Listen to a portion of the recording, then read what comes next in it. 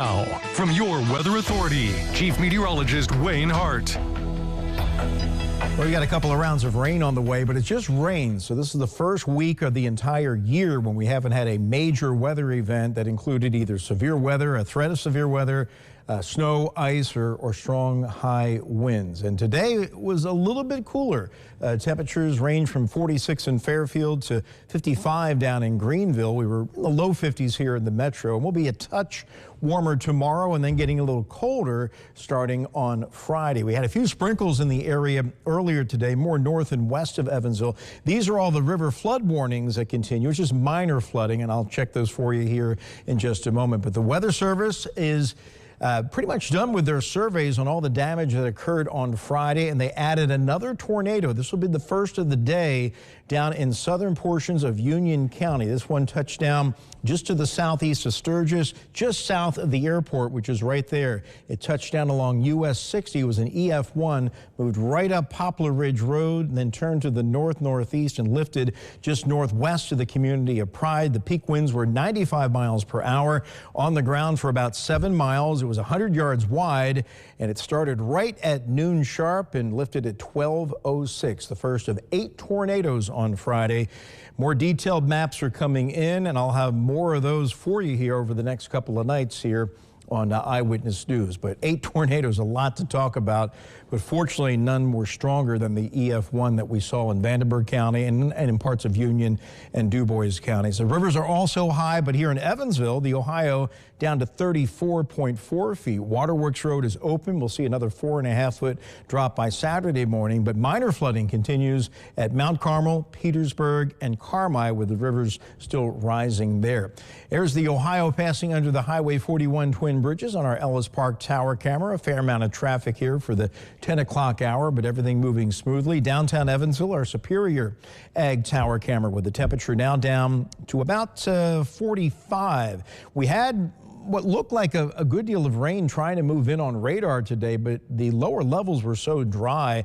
Just lost our sky cam there. So most of that rain just evaporated by the time it got down to ground level. Temperatures currently about 40 to 45, a little warmer at Tell City, a little colder in Carmi, but we're going to wind up generally in the mid to upper 30s by daybreak tomorrow morning. So we're in between systems right now. Clouds are breaking up a little bit. You can see the thicker cloud cover coming out of the plains, and that's going to be the system we're going to be dealing with later on tomorrow. So future tracker keeping us partly cloudy overnight. Could be a little sun first thing tomorrow morning, more so in our northeastern counties, and then we go mostly cloudy. The morning should be fine, and maybe even the early afternoon. It'll be a little warmer, highs generally 50 to 55 in the metro, but upper 50s in our southeastern counties. But up towards Fairfield, where the rain will arrive the earliest, you may only make it up to 49 degrees there.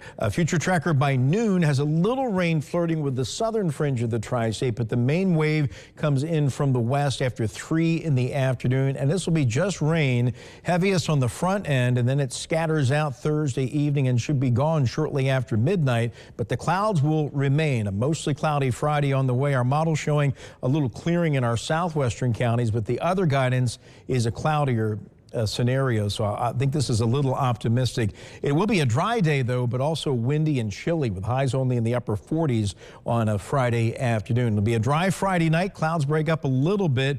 Best part of the weekend will be on Saturday morning with a little bit of sunshine, but clouds will be increasing once again by the noon hour. You can see the thicker clouds coming in from the west, and system number 2 is going to be the wetter system. And take a look at this, a solid area of rain coming into much of the tri-state by 6 p.m. So the guidance is trending wetter for Saturday night, even the late afternoon hours, but we could get a good deal of the rain out of here by sometime on Sunday morning. But wave number 1 is not going to be all that heavy. Our model has generally, see this just updated, less than 1/10 of an inch of rain with what's coming our way for later tomorrow and tomorrow night. So the clouds increase again overnight, mid to upper 30s, mostly cloudy tomorrow. The rain moves in from the west, mainly after 3 in the afternoon. 49 to the northwest, 58 to the southeast. Will be in the low 50s in the metro. The rain ends later tomorrow night, mostly cloudy Friday, windy and chilly, 47. The clouds quickly increase Saturday, 49.